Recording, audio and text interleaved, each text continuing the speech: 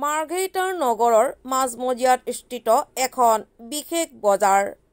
Rail লাইনৰ দুয়োপাৰে বিপদ সংকুলভাৱে স্থাপন কৰা হৈছে বজাৰখন। মাৰ্ঘেৰিটাৰ আটাইতকৈ পুৰণি বজাৰখন মাৰ্ঘেৰিটাৰ সাপ্তাহিক বজাৰ। এই দৃশ্য চাওক মাৰ্ঘেৰিটাৰ সাপ্তাহিক বজাৰৰ। সপ্তাহৰ প্ৰতি দেওবাৰে বজাৰখন বহিছিল যদিও বৰ্তমান বজাৰখন দৈনিক বজাৰলৈ পৰিণত হৈছে। কিন্তু আটাইতকৈ আচৰিত কথাটো হৈছে মাৰ্ঘেৰিটাৰ আটাইতকৈ পুৰণি বজাৰখন আজিও বিপদ সংকুলভাৱে ৰেল লাইনৰ দুয়োপাৰেই সংস্থাপিত হৈ আছে। ফলত যিকোনো মুহূৰ্ততে ভয়ংকৰ দুৰ্ঘটনা সংঘটিত হোৱা আশংকা নুই কৰিব নোৱাৰি। বজাৰখন বহি থকা অৱস্থাতে পুৱাৰে পৰা কেইবাখনো ৰেলগাড়ী এনেদৰে অহা যোৱা কৰে। অকণমান অমনোযোগিতা হ'লেই সংঘটিত হ'ব পাৰে ভয়ংকৰ বিপদ।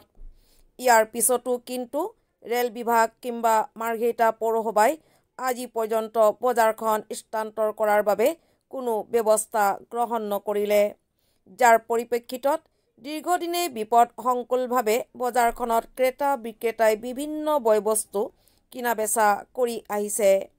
স্থানীয় সচেতন মহলে দুৰ্ঘটনা সংঘটিত হোৱা আশংকা প্ৰকাশ কৰাৰ লগতে বজাৰখন অন্য স্থানলৈ স্থানান্তৰ কৰিবলৈ বিভাগীয় কৰ্তৃপক্ষলৈ আহ্বান জনাইছে।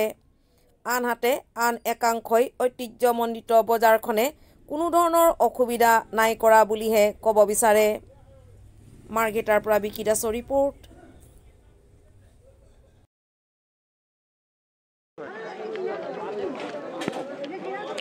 আমাৰ মাৰ্ঘেৰিটাৰ যিখন বজাৰ ট্ৰেইন আলি কাষত যিবিলাক মানুহ বহিছে, ইয়াৰ ফলত অহা যোৱা কৰোঁতে মানুহৰ বহুত অসুবিধা হৈছে।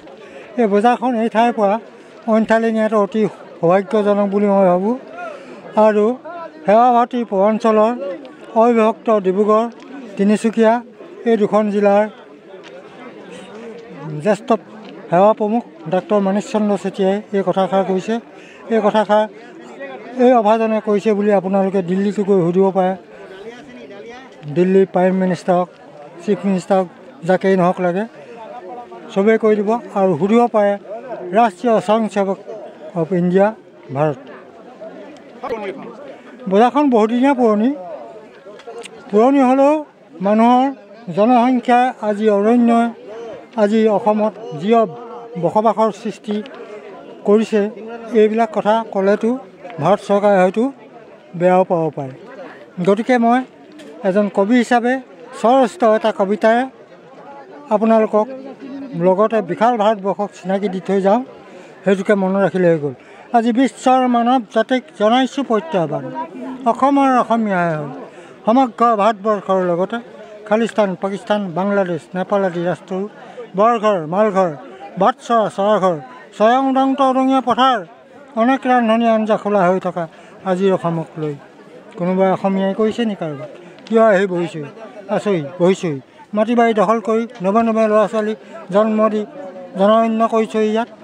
আজি অসমীয়াৰ ওপৰত অত্যাচাৰ, অনাচাৰ, ব্যভিচাৰ তুঁহজুই জ্বলিছে ইয়াত। আজি অসমক বসবাস কৰি থকা প্ৰতি জনগোষ্ঠী কিয় বাৰে ভাবি চোৱা নাইকিয়া। বিশ্বৰ ভিতৰত সহজ সৰল উদাসীনতা জাতি বুলি আজিও অসমীয়াই কিয় স্থান পোৱা নাইকিয়া। হয়, মাৰ্ঘেৰিটা এখন পুৰণি বজাৰ, বহুত পুৰণি বজাৰ। অতীজৰ পৰা বজাৰখন ৰেল লাইনৰ ওপৰতে চলি আহিছে। শাক পাচলি, বিশেষকৈ শাক পাচলি বা অন্যান্য সামগ্ৰী। বহুতে সময়ে কয় যে ৰেল লাইনৰ ওপৰতে বজাৰখন আছে, দুৰ্ঘটনা হ'ব পাৰে বা বিভিন্ন ধৰণৰ শংকা কৰে। কিন্তু আজিলৈকে আমি সৰুৰ পৰাই দেখি আহিছোঁ, কিন্তু আজিলৈকে তেনেধৰণৰ দুৰ্ঘটনা ইয়াত হোৱা নাই। ইমান ধুনীয়াকৈ বেলেঞ্চ কৰি বজাৰখন চলি আছে। ৰেল আহিলে যিসকল বেপাৰী আছে তেওঁলোকে ধুনীয়াকৈ আঁতৰি দিয়ে আৰু তাত ধুনীয়াকৈ ৰেলখন পাৰ কৰি লৈ যায়। ঠিক তেনেধৰণৰ ব্যৱস্থা অতীজৰ পৰা, এইটো এতিয়া পৰা আমি সৰু থকা অৱস্থাৰ পৰাই দেখিছোঁ এই ধৰণে বজাৰখন চলি আছে। আৰু আজিলৈকে তেনেধৰণৰ কোনো ধৰণৰ দুৰ্ঘটনা শুনা আমি আগতেতো অলপ বেয়া আছে, ৰেল ব্যৱস্থাটো বেয়া আছিলে, কিন্তু আজিকালি চব বায়ু টয়লেট কৰাৰ কাৰণে সেই অসুবিধাবিলাকো নাইকিয়া হ'ল। লেতেৰা পৰা ৰাস্তা সেইবিলাক অসুবিধা নাইকিয়া হ'ল। তাৰ কাৰণে বেপাৰীসকলেও অকণমান সুবিধা হ'ল আৰু তেওঁলোকে ইয়াতে বহি পেলাই, কাৰণ মানুহৰ এটা অভ্যাসত পৰিণত হৈছে। ইয়াৰ বজাৰখন বেলেগ ঠাইলৈ নিয়া বহুবাৰ চেষ্টা কৰা হৈছে, কিন্তু ইয়াৰ বেপাৰীসকলে যাবলৈ ইচ্ছা নকৰে। আৰু সেইটো কাৰণে কি হৈছে, ইয়াত আৰু মাৰ্ঘেৰিটাবাসী ৰাইজেও অভ্যস্ত যে ৰেল লাইনত বজাৰখন কৰিলে তেওঁলোকে মনত অকণ ফূৰ্তি পোৱা নিচিনা এনেকুৱা এটা হয় আৰু সেয়েহে এই বজাৰখন পৰম্পৰাগতভাৱে চলি আছে আৰু সুন্দৰভাৱে এতিয়ালৈ কোনো ধৰণৰ বিপদ আপদ নোহোৱাকৈ বা এনেকুৱা কোনো ধৰণৰ দুৰ্ঘটনা নোহোৱাকৈ চলি আছে আৰু আমিও আজিও আহিছোঁ এই বজাৰ কৰিছোঁ এই শাক পাত ইয়াৰ পৰাই লৈছোঁ ভাল লাগে বজাৰখনৰ এটা পুৰণি এটা ঐতিহ্য আছে আৰু সেয়াই কথা